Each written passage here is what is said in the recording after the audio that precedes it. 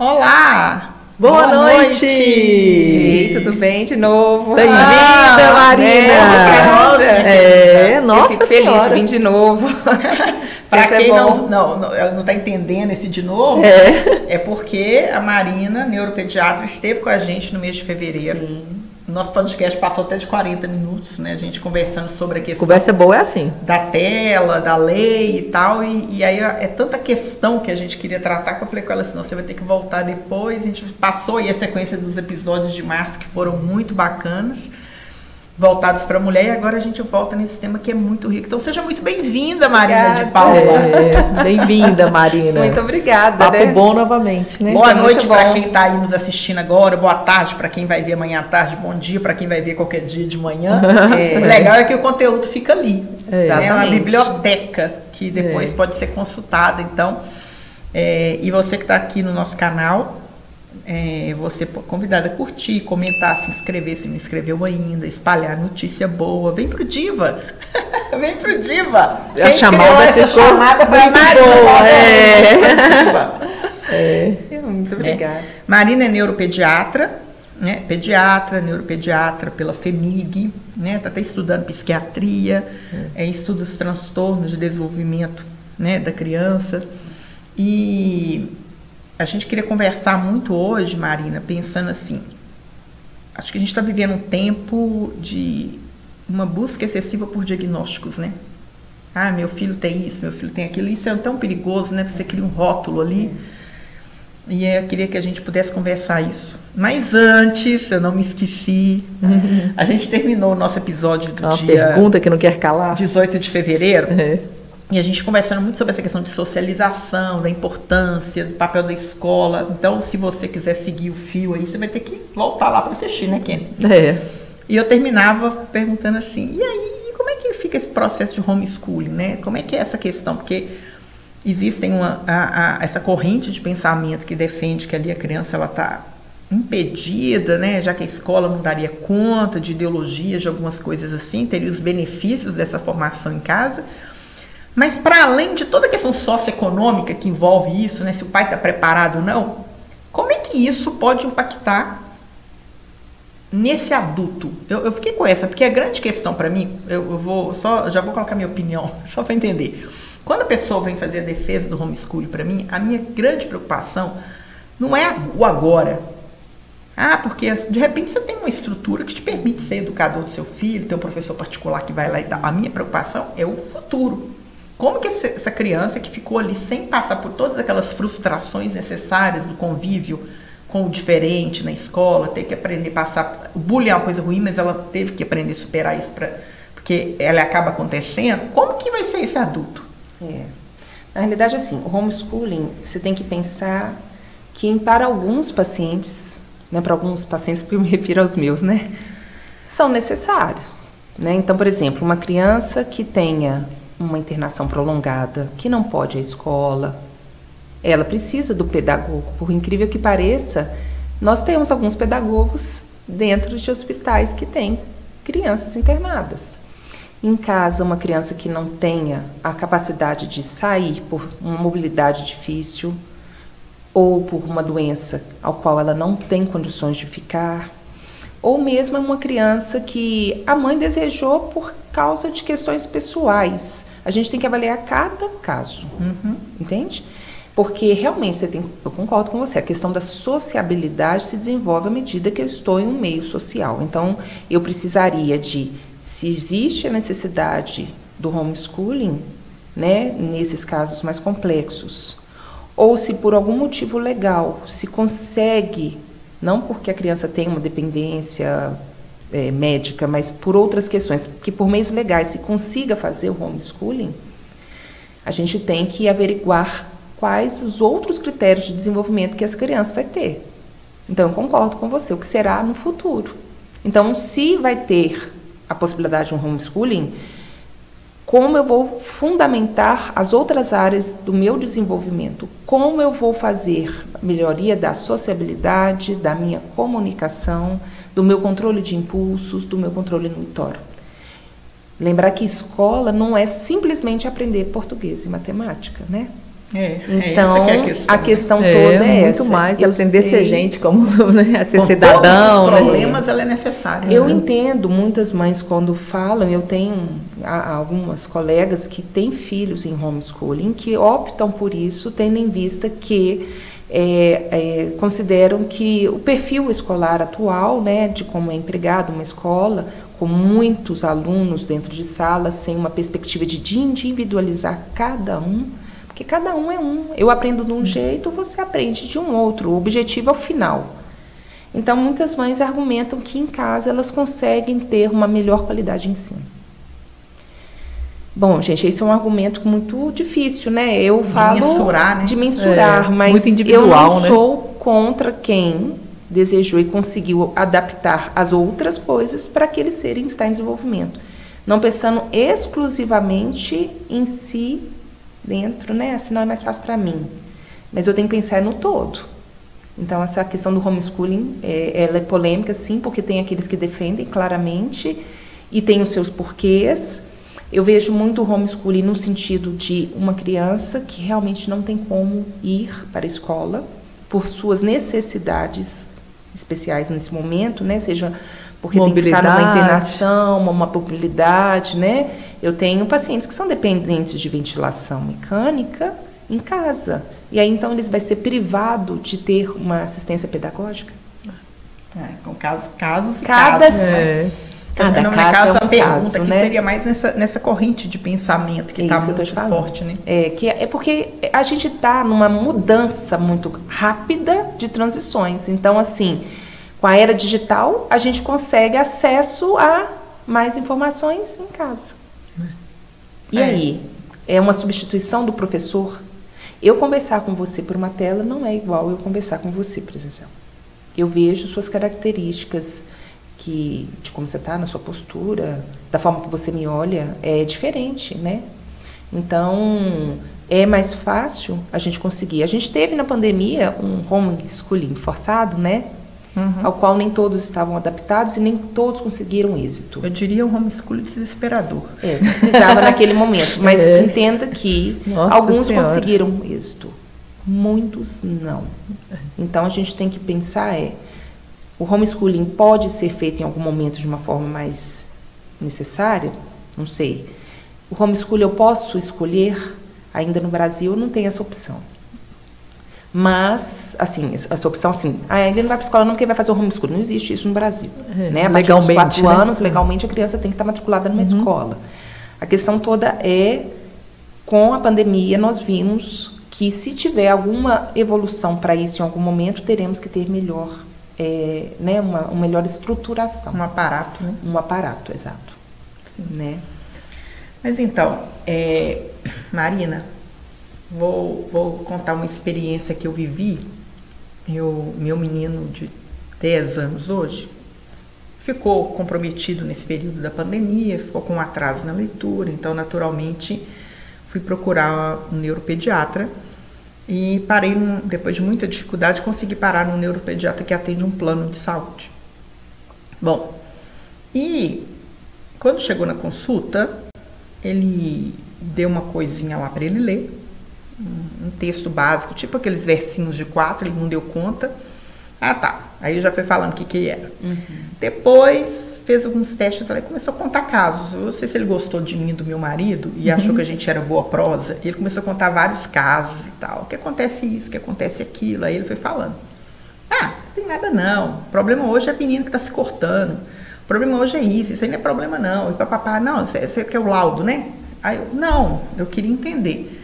Aí ele foi e me entregou um laudo, uma consulta de 15 minutos. Ele me entregou 2 laudos que eu não aceitei de cara. Eu olhei assim, eu falei assim, bom, o fato dele não estar conseguindo ler, não tem outros elementos que estão por trás disso, eu não tenho que averiguar, igual eu contei para ele a história, ele teve um processo de um trauma, enfim, tem uma série de coisas assim. Mas é onde que eu quero chegar. E aí ele trouxe um dado para mim, e eu queria perguntar se já aconteceu isso com você, então, com essa busca incessante do laudo. Diz ele que hoje as mães já chegam no consultório e falam assim, é para você escrever isso e isso no laudo que a professora falou. Nossa. Como é que é isso? Olha, eu vou te contar Acho que já mais que chega precisa com do que- laudo para ter o acompanhante, né? Para ter ela o precisa, ajudante. mas ela já chega Mas dando já chega diagnóstico, avisando. ela já chega com o diagnóstico, ela já chega com até o texto do laudo que tem que colocar. Não que desrespeito, né? Na realidade, eu vivo isso. Então isso é verdade. A gente tem duas coisas, né? A gente tem o acesso à internet muito rápido, aí tem algumas mensagens, olha, eu olhei no Google, aí eu já Doutor sei o que Google. ele tem. Tem isso. E também tem a questão que, às vezes, a escola já vem com uma sugestibilidade, às vezes não no sentido de... Uma indicação, né? não no sentido de trazer, às vezes, um diagnóstico para aquele menino, mas para que a mãe, alerta, talvez, né? venha como alerta, né?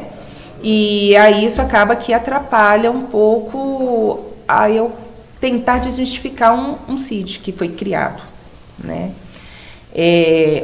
Esses dias eu atendi uma criança que a mãe já veio com um laudo, também comum vir já com um laudo neuropsicopedagógico ou um laudo neuropsicológico, antes de vir numa consulta. E a mãe já vem me entregando, eu vim por causa disso. Eu falei, não vim, eu não quero saber disso. Primeira coisa qual o seu nome, onde você mora, né? Quem é você, por que você veio, por que você precisa de mim? Esquece esse laudo, me conta um pouco a história. E aí a gente tem que descobrir o que é, mas não com eu falo muitas vezes, esquece o que você leu aqui primeiro, para a gente tentar entender o que tem. Então, você esconde isso daí, depois você manda para mim por e-mail, então eu leio depois. Eu falo assim, porque a gente precisa de conhecer que a criança, ela se desenvolve, algumas coisas surgem e as pessoas não valorizam muito. Então, eu vejo muitas vezes assim, meu filho é autista porque ele não fala. E você vê que não é que ele não fala que ele é autista. Não existe isso, não é a fala que define se a pessoa é autista ou não. Eu vim aqui, ele tem TDAH. Por quê? Porque ele é agitado demais. Mas será que porque ele é agitado demais somente é TDAH? Então, assim, a gente tem que parar de pôr rótulo nas crianças e primeiro ver os sinais de alerta que eu brinco, né, no grupo de estudos que a gente tem, né? Conta um pouquinho desse colegas, grupo de estudos, que é muito interessante. Na realidade, assim, eu tento sempre focar com alguns especialistas, seja na psicologia, na psicopedagogia, na fono. Para quê? Para que a gente possa bater um papo. Eu não vou fazer um diagnóstico, às vezes, numa consulta de 1 hora, numa consulta que eu não vejo a criança. Então, às vezes, o que eu tenho que fazer, e muitos pais acham estranho, mas o que eu acho que todos deviam fazer, por exemplo, quando eu estou com um residente da pediatria, eu falo assim, ele assenta do lado, né? Aí, no que assenta do lado e não faz nada, eu falo, não precisa de volta amanhã, não tem não, tá? Assim, ele dá uma desculpa e fala para ir embora. Aí não volta não. Eu falo que é assim, tem gente que fala que eu sou o Capitão Nascimento, apesar de ser ativa. Não gostou, pede para sair, tá? Mas assim, enfim. Quando eu falo para um residente, às vezes, um colega, né, que tem informação na área da pediatria, por exemplo, vai ali examinar aquela criança, eu já vejo de cara que já começa a olhar, escutar pulmão, barriga, coração, garganta. Eu falei, não, peraí. Você conversou com essa criança? Você viu como é que ela brincou? Você viu se ela olhou para você? Você viu se ela conseguiu conversar? Você viu se a fala está adequada para a idade? Você viu se ela troca as letras? Você viu se ela reconhece números? Você viu se ela sabe diferenciar letra e número? Claro que de acordo com cada um dos processos.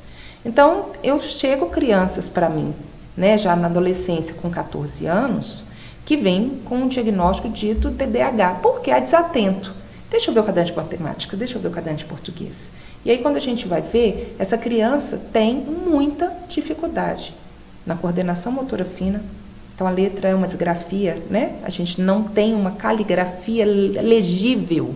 Então, eu tenho uma coordenação motora fina ruim. Eu tenho uma criança que não consegue ver adequadamente, mas escrever adequadamente algumas palavras que eu já esperava e troca o V com o F, o D com T, com B, com O.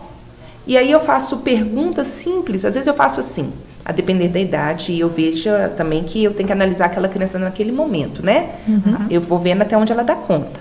Então, se eu começo com uma coisa boba, coisa simples. Então, eu falo assim, olha, quanto que é 2 mais 2? Para um menino pequenininho, né? Na idade aí do escolar, né? O pré-escolar. 3. Aí eu faço assim, quanto que é 2 mais 2? Aí ele conta, 1, 2, 3, 4. Então tá. Então quanto que é 5 mais 5? Aí ele fala de cara, 10. E quanto que é isso mais isso? 7. Então eu sei que ele decorou uma coisa que alguém sempre fala, mas será que ele consegue fazer uma sequência numérica?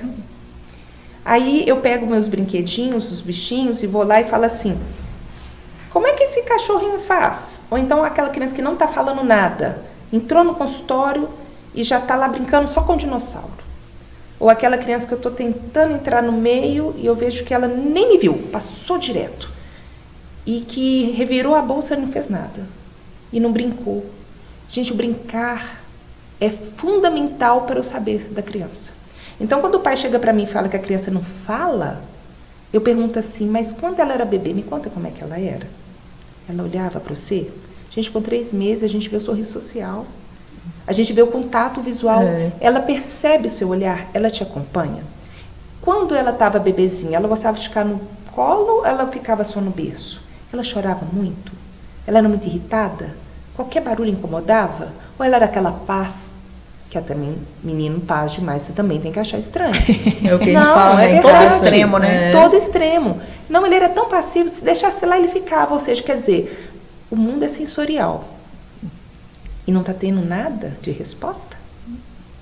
Então, aí, como é que foi? Com que idade que firmou o pescoço? Com que idade que sentou? Com que idade que ele andou? Com que idade ele falou? Com 2 anos ele fala pequenas frases? Ele já te pedia? Se ele te pedia, como é que ele te pedia? Ele te levava na mão?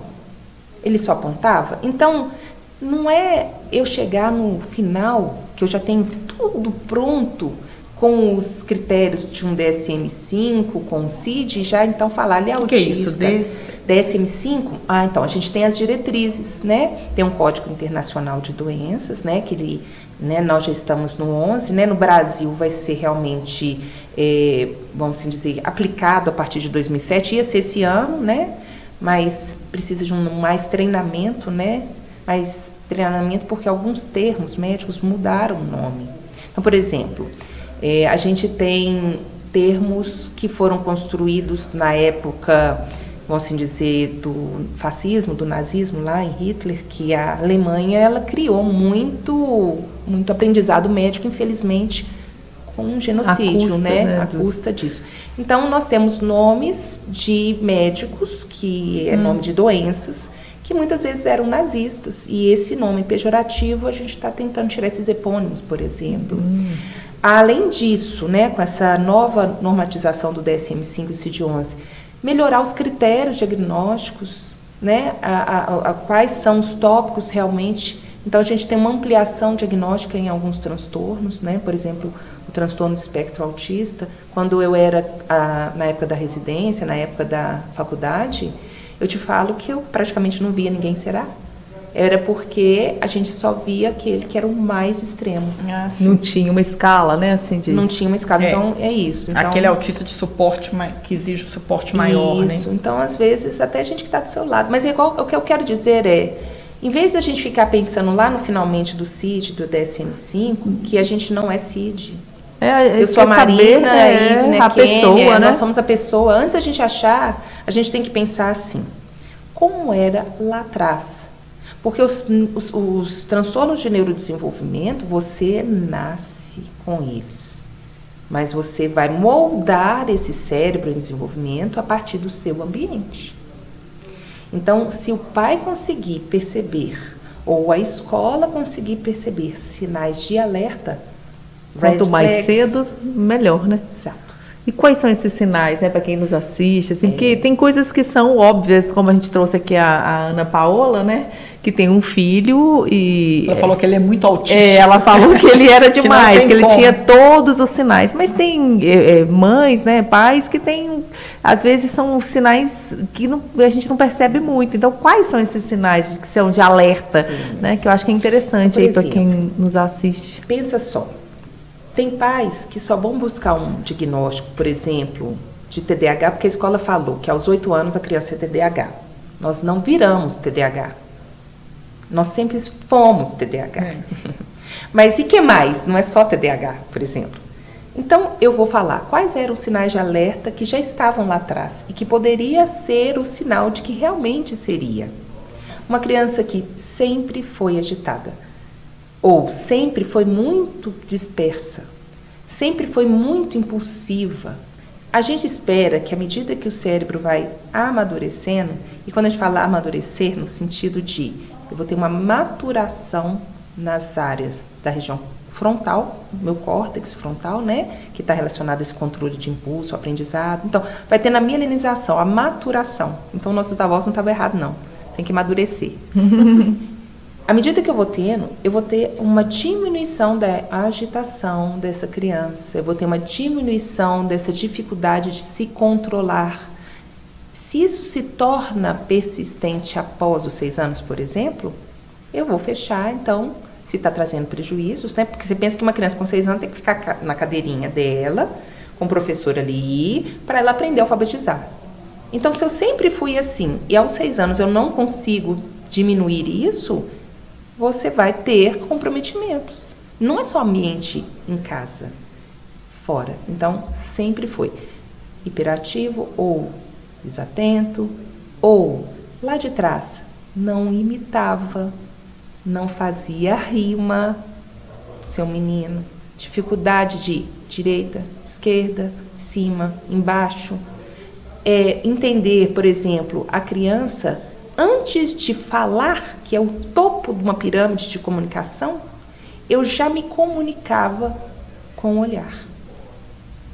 O olhar. Gente, quando eu olhava para uma coisa, seu filho olhava também? Então, você está conversando para mim, você está olhando para mim. Se eu virar para lá, de repente, fez um barulho, você não vai olhar? Porque eu olhei. O olhar me comunica. Ele olhava. Quando você brincava imitando, fazendo uma careta, né? Imitava você? A imitação, o olhar, o brincar. O brincar é porque o brincar tem uma função, gente. Olha, quando a criança é pequena e ela ainda não está sabendo o que é a função de um brinquedo, ela joga. Toda criança pega e joga. Mas eu espero que com 2 anos, por exemplo, a minha ludicidade já esteja mais desenvolvida. E o que a criança vai fazer? Imitar a mãe. Fazendo a comida, dando banho na boneca, que é ele ou ela. Vai estar varrendo a casinha, vai estar querendo imitar o pai. Não é simplesmente... Mas claro que tem aqueles que camuflam. Então, aqueles que não têm tantas questões perceptíveis, mas que ao longo do seu desenvolvimento não teve atraso de fala. Ainda não falou no tempo certo. Ele conseguiu se comunicar, a mãe vai falar que sim. Mas quando vai chegando mais próximo de um perfil dos 9 anos, que você já não brinca em grupo, mas você vai se selecionando, né? Eu tenho uma dificuldade enorme de me direcionar para conseguir fazer amizade. E aí eu não consigo ter a comunicação, eu não tenho a minha socialização. Eu não consigo ficar quieto para eu poder ouvir você. Eu sou impulsiva. E eu vejo assim, eu tenho maior dificuldade, por exemplo, às vezes, de você estar falando e eu peguei um gancho, eu quero falar. Mas, na realidade, é uma dificuldade de controle de impulso. Então, a criança tem que desenvolver isso. Nós somos de uma geração diferente. Essa geração agora também tem suas dificuldades, né? Então, esses são sinais de alerta. Uma criança que não consegue saber a diferenciação de símbolo, letra, número, sabe, o mais, o menos. Aquela criança que está com muita dificuldade na sua alfabetização. Então, eu estou vendo, assim, reconhecimento de cores. Eu atendi esses dias uma criança que o que mais me chamou a atenção, assim, a mãe já chegou com o laudo e antes dela falar o laudo, eu vi que a criança estava meio desconfortável porque ela já tinha ido, alguém já tinha falado que ela iria a um neurologista para fazer o diagnóstico que ele tem de TDAH. E aí eu fui e falei, vem cá, vou brincar comigo? Aí nisso eu vou examinando. Eu falo que o brincar também faz parte do exame. Não é só bater martelo e nem é só fazer fundo de olho e olhar o coração. E eu né? escutar. Então, assim, eu pedi para ele subir a escada e falei assim, eu quero que você suba essa escada colocando primeiro o pé direito. Aí ficou pensando, esse menino tinha 8 anos. E aí, não foi a queixa da mãe, tá? Tô te falando que isso não foi queixa da mãe. Ela veio falando que o menino era TDAH. Eu não quis saber que ele era TDAH, não. Eu fui olhar ele. E aí eu falei assim, sobe aqui, põe o pé direito na escada esquerda. Não, pé direito, começa a subir a escada com o pé direito. Ele começou a subir com a esquerda. Aí eu vi que talvez possa ter confundido, né? Então, agora que você chegou aí em cima, eu quero que você comece a descer colocando o pé esquerdo. Não conseguiu perceber. Eu falei, você tem certeza? Aí ele trocou de pé. Tá, pode ser que eu fiz ele ter confusão. Qual a sua mão direita? Ele levantou a esquerda. Você tem certeza? Ele levantou a direita. Põe a sua mão direita na sua orelha esquerda. Aí pôs do mesmo lado. Então, vi, olha, não sabe direita e esquerda com 8 anos. Vem cá, vamos ler um livro? Você já sabe ler? Eu sei, mais ou menos. Mas é mais para mais ou mais para menos? Mais para menos. Mas com 8 anos, você espera que a criança já saiba ler. O que está escrito aqui? Estava escrito, eu gosto de um livro que chama Em Cima daquela Serra. Porque é um livro muito simples. Aí, à medida que a criança vai tendo uma habilidade maior, eu vou mudando. Mas é livro que tem 1 ou 2 frases. Em cima daquela serra, passa boi e passa boiada. Tem criança que faz. O em é me.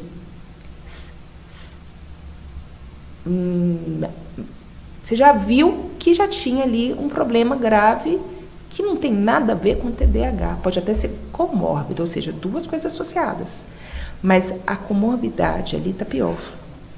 Então, se eu tenho uma criança que está muito agitada na sala de aula, que não está afim, que a professora toda hora fala que ela está interrompendo, será que é TDAH ou porque essa criança que ainda não conseguiu... Né?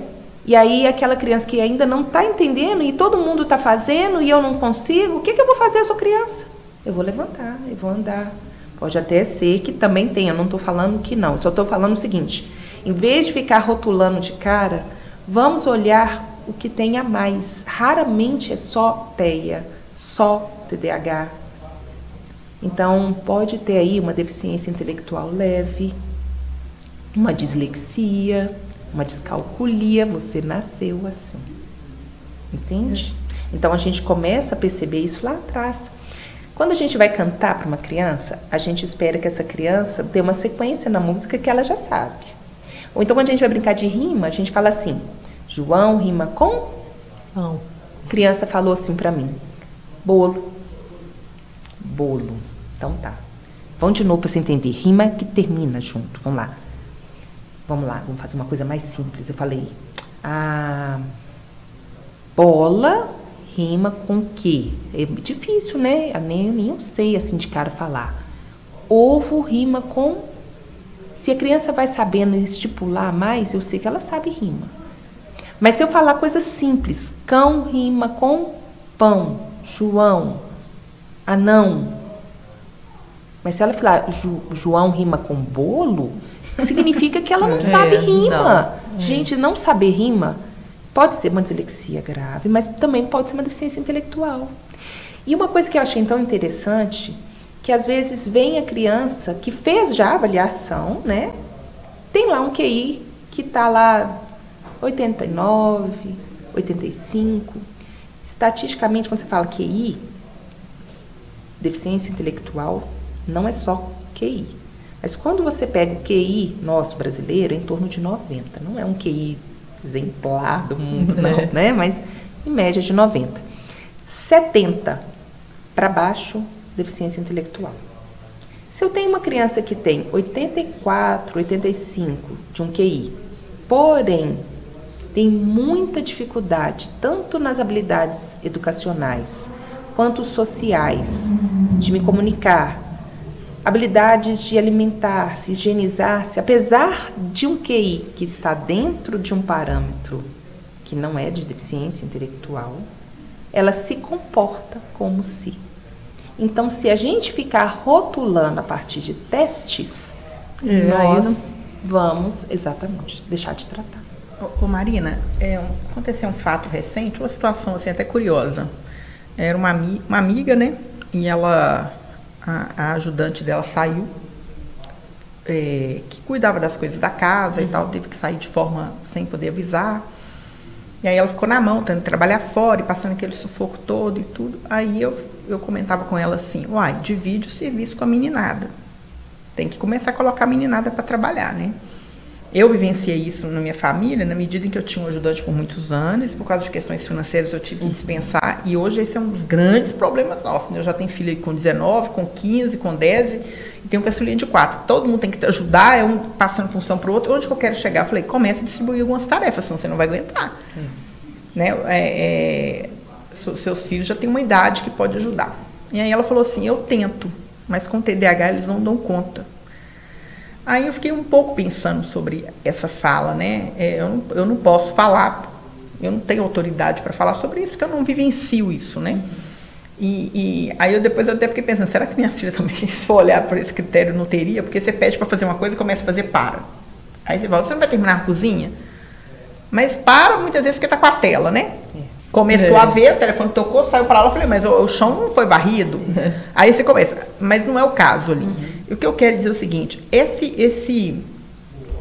o medo, né? Eu fico muito preocupada com como é que eu vou explicar isso sem ser indelicada, né? Será que isso não trava em algum momento na educação? Eu fico pensando assim, não, mas eu tento, eu peço e tal, mas não dá conta porque você pede uma coisa e... Sim. Como é que é isso, assim? Não estou conseguindo formular a pergunta. Eu entendi a sua pergunta não formulada. Vamos fazer o seguinte, a gente, muitas vezes, eu tenho, principalmente nas crianças que são adolescentes, tá? O uso de um CID, de um diagnóstico feito para justificar o porquê que não faz. Como se escondesse atrás, né? No sentido de, muitas vezes, eu sou assim. Meu medo do diagnóstico é esse. Eu já sou assim. Eu esqueci as coisas. Mas eu sou TDAH. TDAH esquece mesmo, né? Ele é assim porque ele é. Claro que, né, a gente sabe que existe a procrastinação e todas as outras coisas, né? Então, a gente sabe que cada um tem suas limitações. É claro que se eu tenho TDAH, eu vou ter dificuldade de me organizar. Eu vou ter dificuldade de ter uma avaliação temporal melhor. Muitas vezes a minha capacidade de impulso, né, que não vai estar muito bem. Então, são outras questões. Claro que a gente tem as suas dificuldades, né? A gente tem os nossos transtornos, né? Mas o que eu entendi que você quis dizer é justificar-se por causa de um CID. E isso a gente não pode fazer. Isso a gente tem que tentar evitar. Então, muitas vezes, o que eu vejo ou é uma superproteção mesmo, e é o que a gente está vendo muito, né? A gente está super protegendo nossos filhos dentro de casa e impedindo que eles se desenvolvam para o mundo. Quando complexo, a gente faz terapias para essas crianças, eu falo muito com as mães o seguinte, não adianta nada você fazer uma terapia dentro de um consultório e não aplicar essa terapia lá fora. Porque a vida não é dentro do consultório, a vida é lá fora. Então, se você não conseguir entender o que seu filho é, para você poder auxiliá-lo em sua melhora, não adianta. Mas eu não preciso desse CID. O que você viu do seu filho? Eu vi isso. Então ele entra nesse CID, mas você já tinha visto isso, não é? O que você buscou mudar? Antes de chegar em mim, que eu acho que, né, como neuropediatra, passou num pediatra, passou num professor, tem um outro olhar. Então, assim, claro que a gente tem as nossas nuances, né? Nós também temos que entender que adultos também são, alguns aí TDAH e outras questões de intelectualidade. E que muitas vezes vão ter dificuldade de compreensão. Mas o que eu quero dizer é o seguinte, antes de chegar no estopo de um final, veja o que há atrás, né? A criança que não conseguia ficar quieta, a criança que já tinha uma dificuldade enorme de organização, a criança que já estava com um atraso na sua comunicação. Busque o quê? Um auxílio, uma pergunta. O que pode fazer, o que pode ser feito, né? O que ela poderia fazer, por exemplo, numa situação concreta como essa que eu trouxe, que é bem do cotidiano, de divisão de tarefas dentro de casa, por exemplo. O que ela poderia fazer de concreto visto que a filha tem um diagnóstico, por exemplo. Se ela sabe que a filha tem um diagnóstico, primeiro ponto é, você entendeu? Você entendeu? Se há alguma dúvida, né, do que foi pedido, né? E esse entendimento só está aqui dentro? Lembra que, geneticamente falando, a hereditabilidade desses transtornos é alta. Muitas vezes, nós temos também pais e mães, TDAH ou outra coisa. Claro que tem, por exemplo, a prematuridade, a hipóxia, pode levar ao surgimento desses transtornos. Afetou meu neurodesenvolvimento lá ainda intraútero, ou assim que nasceu. Então, a prematuridade, uma exposição ao álcool na gestação, né? A mãe etilista, tabagista, usuária de drogas, a hipóxia, tudo isso realmente vai levar a um outro perfil. Mas eu não estou falando desse caso. Eu estou falando o seguinte. Primeiro, entenda na prática. Não adianta entender na teoria. Eu, como mãe, falo o seguinte para meus pacientes. Faça o que eu falo. Tente aprender, mas não comigo, na prática, porque eu também erro. Eu tenho muita dificuldade. Acho que uma coisa que poderia ser feita, não sei nem se uma dica. Orientação parental. E eu penso assim, ó, nesse caso, eu falaria assim, ó, você entendeu o que tem que ser feito? Entendeu? Então vamos fazer o seguinte, escreve como você entendeu. Aí deixasse que a outra pessoa escrevesse e coloca, então vamos lá, segunda, terça, quarta. Eu gosto muito, eu sou pessoa eu nem tô falando. Eu não tô falando nesse nível, não. Eu tô falando de uma situação pontual, por exemplo. Mas se ela não entender o que é a menina e o que é o TDAH, ela não vai saber se aquilo ali é solicitado é uma questão de preguiça ou se realmente se faz parte do TDAH. E se for realmente parte do TDAH, como é que ela vai fazer então? A pessoa que, por exemplo, tem um TDAH, Ivna, ela tem muita dificuldade de organização. Ela pode ter um hiperfoco por uma coisa e ir muito bem obrigado naquilo e fazer com desempenho exemplar, mas no resto da sua vida ser uma desorganização. Mas eu não sei se eu tenho isso não, é porque eu falo assim, a nossa geração não teve, né? Mas às vezes você tem um hiperfoco, por exemplo, eu adoro falar sobre esse tema. Se você me pedir, eu falo muito. Mas muitas vezes, muitas outras coisas eu deixo muito a desejar. É a vassoura. Então, será que... uai. É por isso que eu pensei. A vassoura dela. Talvez definir e fazer rotina. Isso que eu falei. É isso que a Kênia falou, assim, a pessoa precisa ter, muitas vezes, não é auditivo, mas é visual. E é isso que é difícil na escola. Porque cada um é um. Então, se eu tenho uma criança que tem uma dificuldade de compreensão de regras, ou uma criança que não está conseguindo entender o que o professor está falando, eu tenho que tentar estabelecer, e aí que tá, não precisa de CID, um plano de desenvolvimento individualizado. Não precisa de CID. Mas se eu não fizer o danado do CID, vai ficar mais difícil para a escola. Ela não vai fazer.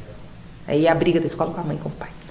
Por causa também do ajudante, né, que precisa ter. O plano de desenvolvimento individualizado seria o que exatamente? Além de ter aquela pessoa na escola que assessora isso aí não precisa de ser para todo mundo, não. Aí vocês estão pensando naquele cara que precisa de um suporte lá na escola. Mas nem todos vão precisar de suporte, sim. O plano de desenvolvimento individualizado e as diretrizes do plano de ensino individualizado, que é o PEI, são relacionadas, são questões pedagógicas. É a escola que vai desenvolver, dentro das orientações que às vezes o terapeuta vai falar, ou que o médico possa falar. Mas não cabe ao médico dar um CID para que a escola perceba como é o seu aluno e faça um plano para que aquele aluno aprenda. Só que o que acontece, gente? A gente tem escolas que tem 30, 40 alunos numa sala. Como é que o professor vai conseguir enxergar de forma individualizada e entender que aquele aluno que já está lá na frente no logaritmo, né? Lá nas equações e tudo, e aquele outro que está ainda com dificuldade de multiplicação, como é que eu vou fazer com esse aqui para que ele consiga ir no seu desenvolvimento? E outra, lembra que muitos ali têm realmente questões, tanto do ponto de vista intelectual, quanto outras questões aí, né, médicas, que pode ser que não cheguem ao mesmo nível. Então, a gente massifica as crianças que todas têm que aprender a mesma coisa numa única série e a gente cria com isso mais ansiedade, mais depressão e outras coisas. Então, é muito difícil essa mudança, tanto do ponto de vista acadêmico, e por isso que se gera tantas coisas. Eu vejo assim, nunca é só TDAH, nunca é só TEA, nunca é só... Porque se engloba Outras questões, uma criança que tem uma dislexia grave, por exemplo, hoje com a escola plural, que não se dá bomba, vai chegar igual esse menino de 14 anos que veio comigo, né? Lá no 7º ano, 8º ano, sem saber ler e escrever. Sem saber ler. E o que se gerou com isso? Eu sou burro? E às Mais vezes ele não tem, né? deficiência intelectual. Para falar dislexia, você não tem que ter deficiência intelectual. É um critério de exclusão.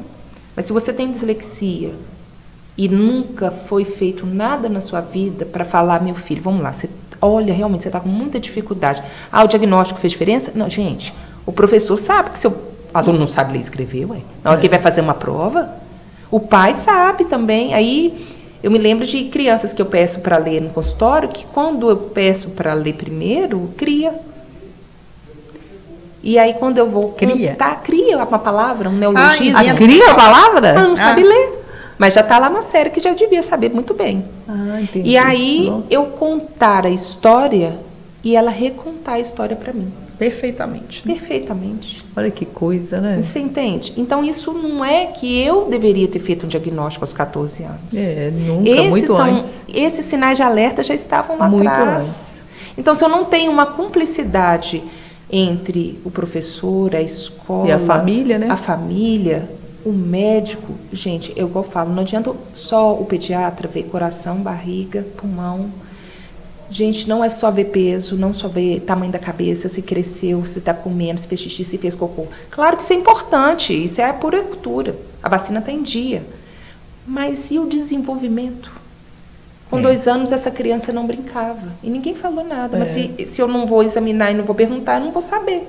Engraçado quando você fala, que eu lembro nitidamente da pediatra da minha filha, que toda vez quando a gente chega lá, a primeira coisa que ela faz com a Leila é perguntar: e aí, quem é sua melhor amiguinha? O que você tem gostado de fazer? Com quem você brinca? Qual foi o passeio que você fez que foi mais legal? Ou seja, ela sempre faz esse mapeamento prévio antes de fazer os outros exames, né? Assim, de hospital, às vezes a gente, na nossa ignorância, poderia estar pensando assim, não, ela não começa a consulta, fica nessa conversa aqui. Mas ela quando, na verdade, tudo assim, é parte da consulta. E, na verdade, enquanto Leila está brincando, que também Exatamente. é um lugar super lúdico, assim, né? Então, ela está brincando e ela está sempre conversando com ela para depois ter esse segundo momento. Tanto que ela, bem pequenininha, ela já pediu para a gente fazer, assim, era bem pequenininha, faça exame de vista.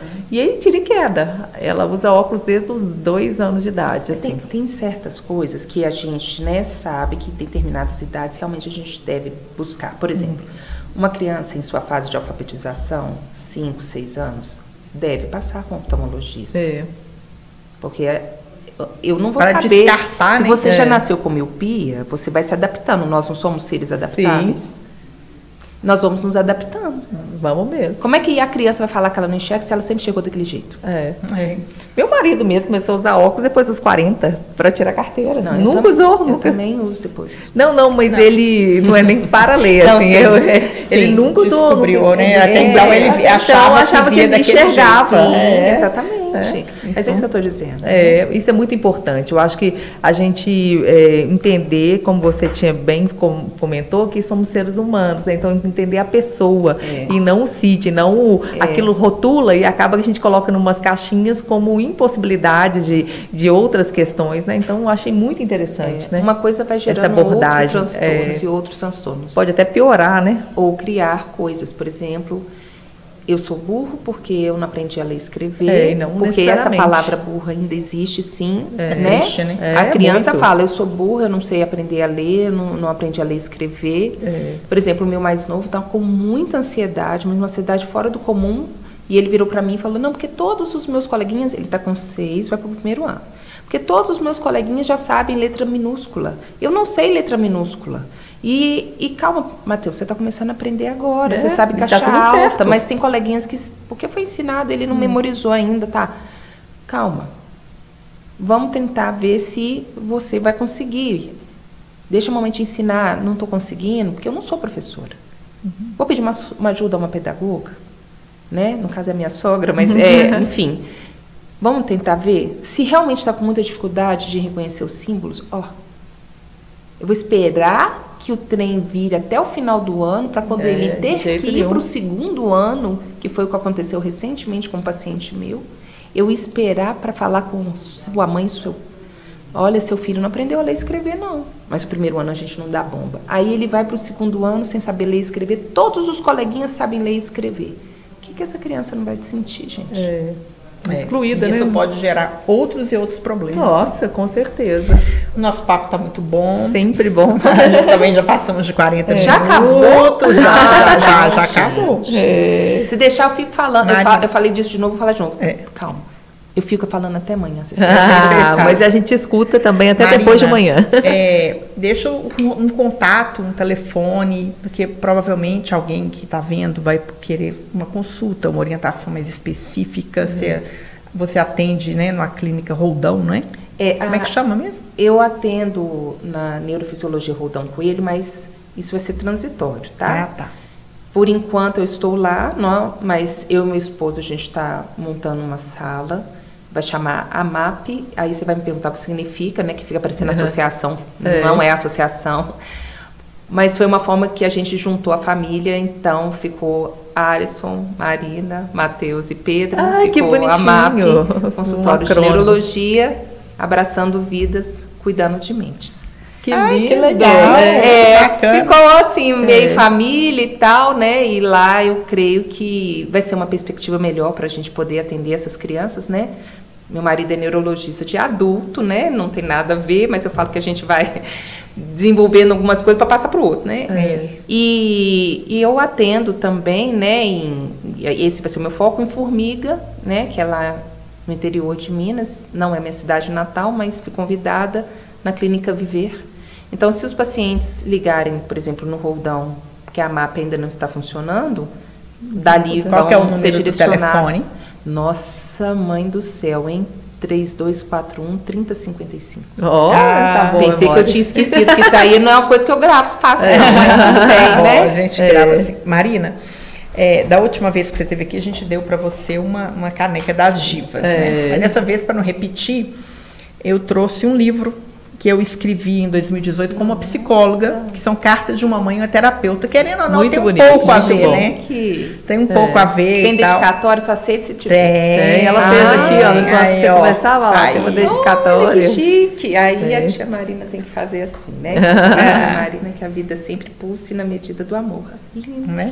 Então, a vida que pulsa em nós, eu acho que tem muito disso. Tem até uns relatos aí que eu conto, assim, É até interessante, né? Eu procurei uma psicóloga para falar com ela por que a minha filha chorava tanto. Ela passou um exercício tão simples, que foi tão pontual, tão importante. Mas isso aí você lê o livro. Vou deixar você ler para você dizer. Eu vou ler com muito carinho. Tá bom? Mas assim, o recado final que eu dou, só para finalizar, nós não somos sítios, somos pessoas. Perfeito. E nós somos cofundadores de novas pessoas. Se a gente conseguir fazer isso, eu tenho certeza que a gente vai construir uma sociedade melhor. Que bom. Que lindo. Não somos somos pessoas. Acho que eu já tenho até o tema. Um brinde. Muito obrigada. Bye, bye. Até o próximo episódio. Tchau.